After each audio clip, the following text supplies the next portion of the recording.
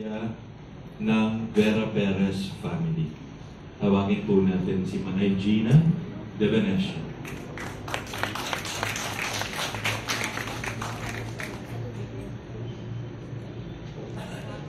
Magandang gabi po sa inyong lahat. Sorry po, medyo mahaba ito kasi kinukulit ako ni Betchay, ni Chona, lahat ng mga memories namin ni Tita Gloria incorporated sa akin. Tita Gloria was not only a movie queen for the Philippine cinema, but a daughter to our mother, Mama Nele, an older sister to me and my siblings, and an aunt to our children, nephews and nieces. She was part of our family. Marites and Chris, your pain is deep as our pain as well. Tita Gloria was born on December 16, 1933 in Denver, Colorado, and at a very young age, she was brought back to Manila, particularly in Mabini, Pangasinan, where her father comes from for a vacation. But when the war broke out, they were forced to stay in Manila indefinitely. She was 16 years old when she was brought by our editor, Nards Rosales, to one of our Christmas party, and was introduced to our Papa, Mama, Mami Vera, who was then running the Sampaguita Studios. Soon after they signed her contract, her first movie, where she was a second lead, was Madam X, with Carmen Rosales and Alicia Corgel, and was given her first starring role in the movie Palasig with Cesar Ramirez. Tita Gloria's real name is Gloria Ann Barrega Galia, but was changed to Gloria Romero by Doc Perez, who dropped the family name Galia and changed it to Romero after our late great director Eddie Romero, kasi malakas daw ang dating ng pangalang Gloria Romero. Tita Gloria was known as a dramatic actress and starring in musical pictures as well, but not too many people know that she considered herself to be a comedian. She totally enjoyed Miss Tilapia, Cordapia, Cofradia, and many more comedy films with Dolphy, Luis Gonzalez, Rick Rodrigo, and many others. She told my father, Papa Pingot, that she was most comfortable doing comedy and drama. Betcha, my sister, told me that Lino Broca was also a fan of Tita Gloria, who almost fell at the banister of live theater just trying to be a sneer and get a glimpse of Tita Gloria, that she approached him and told him na, mag-ingat ka dyan, iho, at baka mahulog ka. That's how concerned she was for her fans.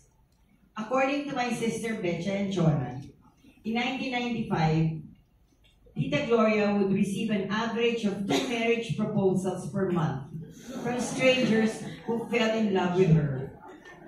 Tita Gloria was not allowed to cut her hair short at the start of her career. Her first ever dialogue in a movie was, "Yes, Doctor," a Pancho Magalona starrer. She was so nervous. Afterwards, she told her friends, "Huwag kayong kukurap pag pinanood nyo yung pelikula at baka ma-miss nyo ang aking linya." As per the recollection of my sister Chona, she was so traumatized with the premiere night of one of Tita Gloria's movie because after the movie was shown, she was on her way out, and after she rode the car, she was surrounded by all her fans, shaking the car, wanting to have a glimpse of her. And it was caused a pandemonium. So talagang takot na takot daw siya. She was the longest reigning movie queen of the Philippine cinema, which lasted for 11 years. And out of 10 top grossing films of every year, she would always get at least 5 of those top grossing films yearly. From the 50s up to the 21st century, Tita Glo remained as one of the most revered actresses in Philippine showbiz.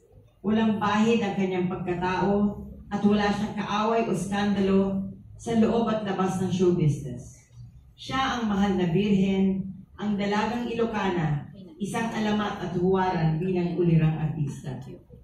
Sa angkanang Vera Perez, si Tita Gloria ay isang kapamilya dahil itinuring siyang anak ni Mama Nene.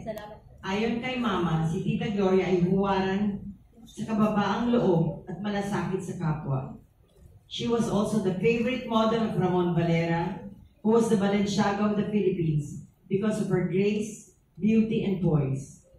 Whenever Mama Nene and Papa Pingot would bring us to the States and Europe, she would always travel with us as part of our family in our trips abroad, which has been documented in videos, which will always be a reminder of our good and happy times together. Tita Gloria was also a top fashion model and endorser.